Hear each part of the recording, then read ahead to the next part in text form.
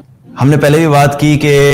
ہم اللہ کو اس وقت پکارنا شروع کرتے ہیں جب ہماری زندگی میں مشکلات آتی ہیں، مصیبتیں آتی ہیں، پریشانیاں آتی ہیں، بیماریاں آتی ہیں، مالی تنگی آتی ہے، اولاد کے ایشوز آتے ہیں۔ اس وقت ہم اللہ کی طرف متوجہ ہوتے ہیں اور ہماری دعاؤں کی جو ڈیوریشن ہے اور ہماری دعا مانگنے کی جو طریقہ ہے اور جو ہمارے اندر ایک فیلنگ ہوتی ہے دعا مانگتے ہوئے، وہ اس وقت جیسی ہوتی ہے، وہ عام حالات میں نہیں ہوتی۔ اس حدیث میں رسول اللہ صلی اللہ علیہ وسلم نے ہمیں بڑا زبردست فارمولا دے دیا کہ اگر ہم چاہتے ہیں کہ ہماری دعائیں مصیبت کے وقت قبول ہوں، سنی جائیں، تو فراخی کے دنوں میں جب اللہ نے مال عطا کیا ہے، جب اللہ نے صحت بھی دی ہوئی ہے، جب اللہ نے رزق میں وسعت بھی دی ہوئی ہے، جب گھر بھی ٹھیک ہے، اولاد بھی ٹھیک ہے، جاب بھی ٹھیک چل رہی ہے، بزنس بھی ٹھیک چل رہا ہے، سب چیزیں آپ کو عافیت والی لگ رہی ہیں، تو اس وقت اللہ کو زیادہ سے زیادہ پکاریں۔ کیونکہ جو انسان اس وقت اللہ کو زیادہ سے زیادہ پکارتا ہے اور کثرت سے دعائیں کرتا ہے، پھر جب اسی انسان پہ مشکلات آتی ہیں، مصیبتیں آتی ہیں، پریشانیاں آتی ہیں، تو اللہ سبحانہ تعالیٰ اس کی مصیبتوں اور مشکلات میں بھی اس کی دعاؤں کو جو ہے وہ قبول کرتا ہے۔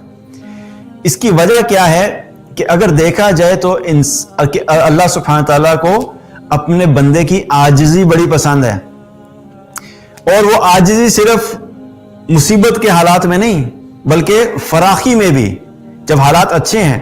کیونکہ بندے تو ہم اللہ کے ہی ہیں۔ وہی اللہ جو ہمیں رزق دیتا ہے، وہی اللہ جس نے ہمیں اس دنیا میں بھیجا، وہی اللہ جو ہماری موت کے فیصلے کرتا ہے، وہی اللہ ہے جو ہمارے لیے دنیا میں جو بھی سچویشن چل رہتے ہیں وہ سب فیصلے وہی کر رہا ہوتا ہے۔ تو جب ہمارے اوپر آئیڈیل سچویشن ہوتی ہے اور ہم اللہ کو بھول جاتے ہیں، تو پھر اللہ سبحانہ تعالیٰ بھی تو دیکھتا ہے نا اپنے بندے کو کہ میں نے جب ساری نعمتیں اس کو دی تھی، نعمتیں تو میں نے ہی دی ہیں، یہ جس رزق کو انجوائے کر رہا ہے اور اس کی وجہ سے مجھے بھول گیا ہے، جس اولاد کو یہ انجوائے کر رہا ہے، ان کے ساتھ مزے لوٹ رہا ہے اور مجھے بھول گیا ان کی وجہ سے، جس مال کو یہ انجوائے کر رہا ہے اور اس کی وجہ سے مجھے بھول گیا ہے، جو گھر ہے اس کے اندر یہ اتنا گم ہو گیا اس کو سجانے میں، یا گم ہو گیا اس کو سجانے میں مستقل، دیا تو میں نے ہی ہے لیکن یہ مجھے بھول گیا ہے۔ تو فراخی کے دنوں میں مجھے بھول گیا، سب کچھ میرا دیا ہوا تھا اور مجھے ہی نہیں پکار رہا، مجھ سے ہی دعا نہیں کر رہا۔ اور ویسے بھی اللہ سبحانہ تعالیٰ کو یہ بات پسند نہیں ہے کہ لوگ بندے اس سے دعا نہ کریں۔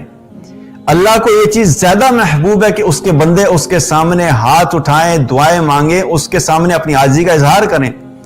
اور یہ ویسے بھی دعا کا نہ مانگنا کیا ہے؟ یہ ایک قسم کی تکبر کی بھی نشانی ہے کہ ہم زبان سے تو نہیں کہتے، لیکن ہمارا عمل اس چیز کی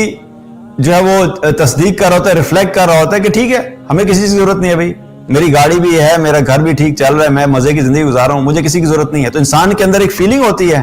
کہ نہیں، بس سب چیزیں میرے کنٹرول میں ہیں، میں بالکل ٹھیک ہوں۔ اور جو ہی چیزیں آؤٹ آف کنٹرول ہوتے ہیں تو پھر ہمیں اللہ یاد آ جاتا ہے۔ اس لیے کیا ہے، اس حدیث سے کیا پتہ لگتا ہے کہ اللہ سبحانہ تعالیٰ کو فراخی کے دنوں میں کثرت سے پکارنا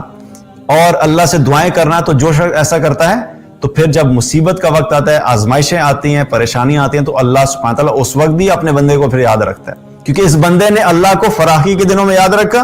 تو اللہ اس کو مصیبت کے دنوں میں یاد رکھتا ہے۔ تو